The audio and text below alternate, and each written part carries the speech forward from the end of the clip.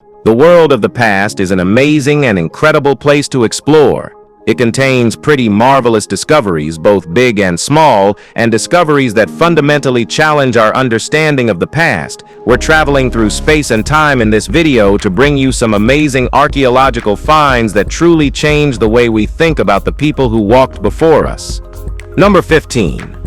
The mysterious Palpa geoglyphs.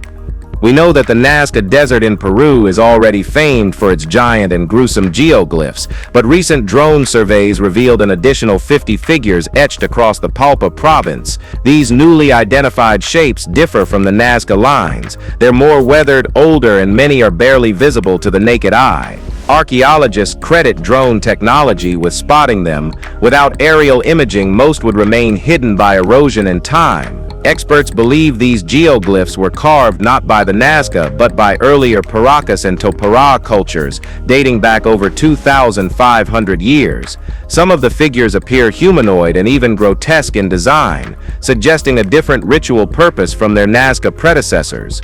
The new glyphs add depth to Peru's cultural timeline, showing that drawing in the desert predated the more famous Nazca works. Since little is known about the Topara civilization, these lines might provide new insight into their beliefs, social systems, or artistic traditions. Each traced outline offers another weird fragment of a wonderful civilization we're only just starting to piece together. Number 14. Ancient skull in Taiwan. Back in 2022, researchers studying a skull found in a cave in Taiwan made a discovery that redefined the island's early human history. The woman, estimated to be 6,000 years old, bore no resemblance to today's Taiwanese beauties. She was short in stature, had dark skin, and carried genetic traits linking her to ancient African and Southeast Asian groups.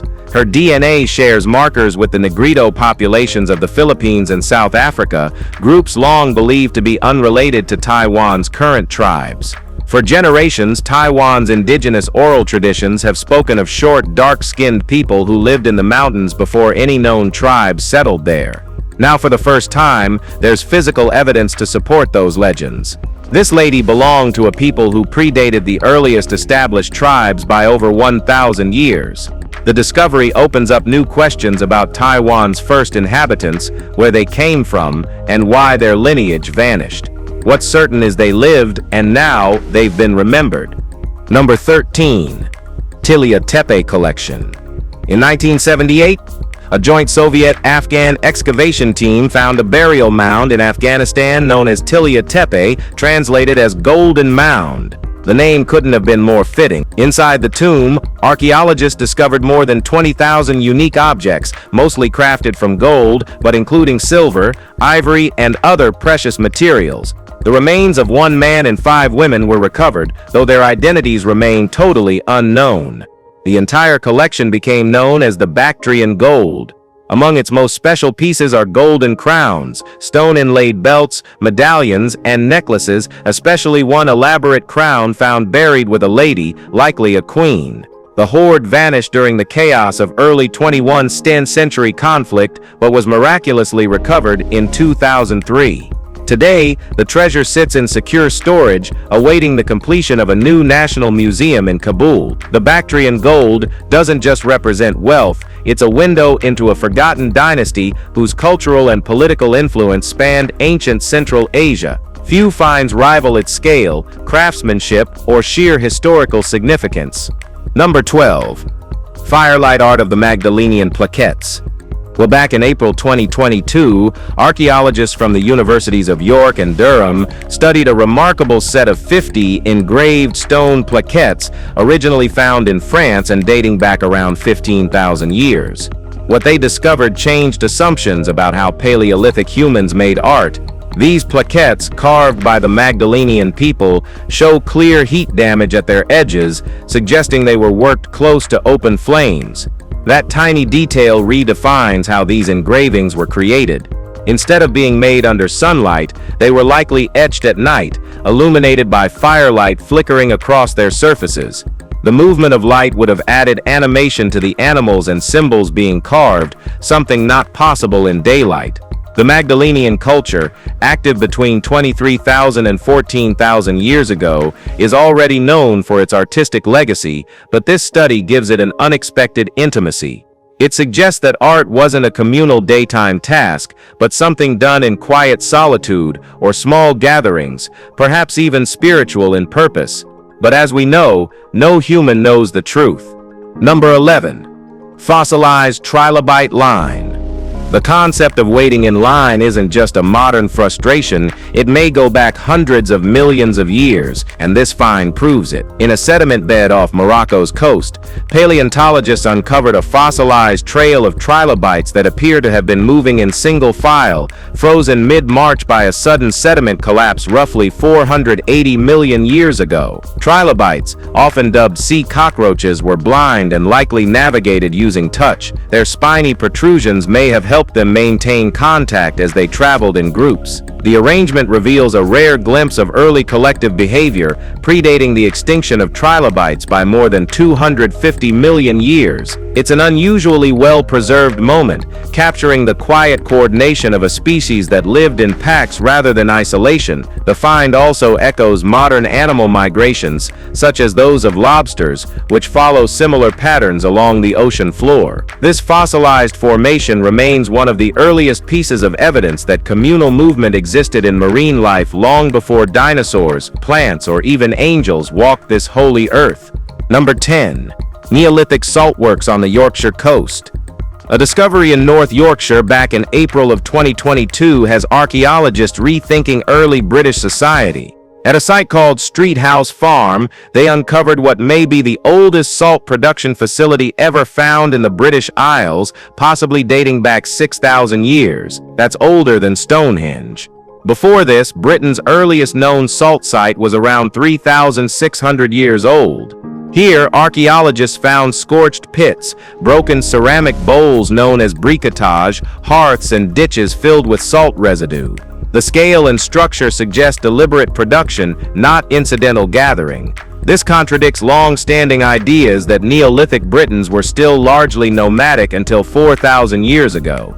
If salt was being refined and stored here this early, then settled life and perhaps even trade began much earlier than assumed. It's the kind of find that demands timelines be rewritten. So far, no related facilities have been found nearby, which makes the site feel like an outlier, but it's now the benchmark for early salt processing in Europe. Number 9. Sissi ingots. Sissis, also known as yuanbao, were the gold and silver ingots used throughout imperial China for nearly 2,000 years, from the Qin dynasty through the end of the Qing dynasty. They weren't issued by any central authority, but crafted by local smiths and used as currency in regional markets. Because of this, sissis vary wildly in shape, weight, and design. Some are boat-shaped, while others resemble flowers, loaves, ovals, or even animals like tortoises. Determining the value of each ingot was the job of a skilled money handler known as a shroff, who would test both the purity and the weight before assigning value. The system worked, but it also left plenty of room for bias and manipulation. Most surviving sissis date from the later imperial period, but some early examples go back over 2,000 years. Whether used in trade, taxes, or temple offerings, sissi represented more than money. They reflected craftsmanship, local identity, and the decentralization of wealth in pre-modern China. It's amazing, isn't it? Number 8. Roman mercenary burial in Wales. In 2022, roadwork near Bury in Wales revealed something far more intriguing than old pipes or foundations: a Roman mercenary buried with his sword still at his side. He was found alongside remnants of roadhouses, Iron Age farming tools, and medieval-era graves, all unearthed during the expansion of 5 Mile Lane. What stands out is that this soldier seems to be buried alone.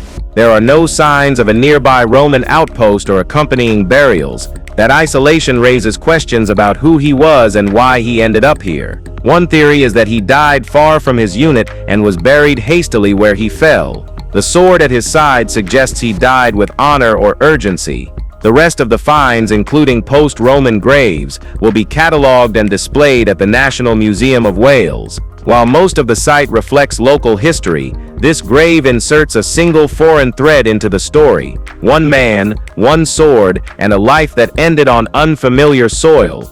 Number 7. Gallo-Roman Mausoleum in France. In 2023, archaeologists with France's National Institute for Preventive Archaeological Research uncovered what may be a Gallo-Roman mausoleum in Narbonne. The excavation revealed multiple ancient structures, including 2 buildings with partially discernible floor plans and another pair with walls built from tile and lime mortar. A nearby pit and accompanying pipework further hint at Roman architectural planning. Artifacts found around the site confirm its use between the 1st and 5th centuries CE. Among the most striking discoveries were 21 sandstone blocks featuring intricate bas-reliefs, unlike anything previously found in the region. One depicts Triton, the sea god, flanked by either a horse or a seahorse. Other pieces include a conical spire carved with scale patterns and a detailed cornice segment. These stylistic elements suggest the mausoleum was built in the early imperial period. The level of artistry indicates it was constructed for someone of status. While more excavation is needed, the Narbonne discovery adds a previously undocumented chapter to Roman funerary architecture in southern Gaul. Number 6. Chesterton Lane Hoard. In October 2000, a team of archaeologists in Cambridge, England, found themselves descending into a sewage shaft beneath Chesterton Lane and came back up with one of the most significant coin hoards in the region. Lodged in what was once the ground floor of a medieval home, the stash included 185 silver pennies and 9 gold coins, all minted between the 13th and 14th centuries. The coins were stored in a wooden box that had partly decayed, likely hidden under floorboards during a crisis. Based on the dating, researchers believe the hoard was buried during or shortly after the Black Death, possibly as an attempt to preserve a family's wealth during a time of widespread panic. Once sealed, the box was covered with stone and layered with clay flooring, effectively erasing its presence for centuries. Whether its owner perished or simply never returned, the Chesterton Lane treasure now offers a vivid reminder of how sudden catastrophe forced people to make urgent decisions about what mattered most. Number 5. Oldest customer complaint. Customer service problems aren't exclusive to us. A clay tablet from ancient Mesopotamia, found in the ruins of modern-day Iraq, records what's believed to be the world's first formal complaint. Dating back roughly 3,750 years, the tablet features a message from a man named Nani to a merchant named Ea Nasir. Written in cuneiform, the complaint states that Ea Nasir delivered substandard copper ingots and then refused to refund the payment. Nani warns he will personally come to address the matter. The tone is direct and clearly confrontational, making it feel surprisingly relatable even after 4 millennia. Cuneiform itself is among the earliest known writing systems, and this specific tablet reflects how even ancient societies dealt with business grievances. Found in what may have been Ea Nasir's residence, the tablet serves as both a piece of economic history and a human expression of frustration that transcends time. Whether Nani ever reclaimed his money is unknown, but his irritation is immortalized in baked clay. Number 4. Neolithic tomb figurine in Papa Westray. Off the coast of Papa Westray, one of Scotland's Orkney Islands, lies the tiny island of home of Papa. This remote place once served as the burial ground for the Neolithic community of the settlement known as the Knowe of Yarso. The island contains 3 chambered tombs of the Maeshowe type. While the tombs were first opened in the 19th century, they slipped from public attention until 2009, when archaeologists from historic Scotland rediscovered them. During their renewed investigation, a small carved stone figurine was found. Its appearance is distinct: rounded body, dotted eyes, and thick brows carved in relief. These features mirror artwork carved into the tomb entrance. Depictions of human forms from this era are rare in Britain, making the figurine a unique link to the beliefs or rituals of Orkney's early inhabitants. While most of Britain's Neolithic art avoids direct human representation, this remote island appears to have followed its own rules. Today, the home of Papa remains uninhabited, except for a colony of sociable seals. Number 3. Graves of Kings from the time of Arthur. In 2022, a study suggested that dozens of royal burials across England and Wales, previously overlooked, may belong to early medieval kings, queens, and nobles who reigned between the 5th and 7th centuries. These graves aren't elaborate. Many contain no treasure, which is why archaeologists passed over them for years. This period falls between Roman Britain and the rise of Anglo-Saxon kingdoms, a time undocumented. That's the same shadowy window where legend places King Arthur. The idea that one of these newly identified tombs might hold the historical Arthur remains pure speculation, but it's not off the table. Researchers have flagged 20 sites, especially in Cornwall and Somerset, for closer study. This discovery doesn't confirm Arthur's existence, but it adds weight to the idea that Britain's early monarchs were real and their stories buried, not imagined. It also challenges assumptions that early medieval burials always included riches. Sometimes, status was marked not by gold, but by the silence of forgotten soil. Number 2. Hidden temple beneath Malali Mosque. During renovations in April 2022 at the 100-year-old Malali Market Mosque in Mangaluru, India, workers uncovered a surprising structure embedded within the mosque's outer walls. Beneath the plastered surface, a building resembling a Hindu temple began to emerge. The revelation sparked immediate controversy. Photos circulated rapidly on Indian social media, and Hindu groups quickly assembled to demand a halt to renovations, calling for a formal archaeological investigation. They argue the mosque was constructed atop an older temple without proper acknowledgement. Mosque authorities dispute this, claiming the underlying structure is part of an older mosque, not a repurposed temple. To complicate things further, some suggest it might actually be a Jain basadi, adding even more confusion. The government has yet to make a formal declaration, and the situation remains sensitive. What's certain is that this isn't a new build. The revealed columns and relief work suggest a much earlier era. Whatever its origins, the structure beneath the Malali Mosque is now at the center of a debate over history, heritage, and faith. Number 1. Tutankhamun Sit's Mask. The golden burial mask of Tutankhamun is one of the most iconic artifacts ever unearthed, but recent analysis suggests it might not have been made for the boy pharaoh at all.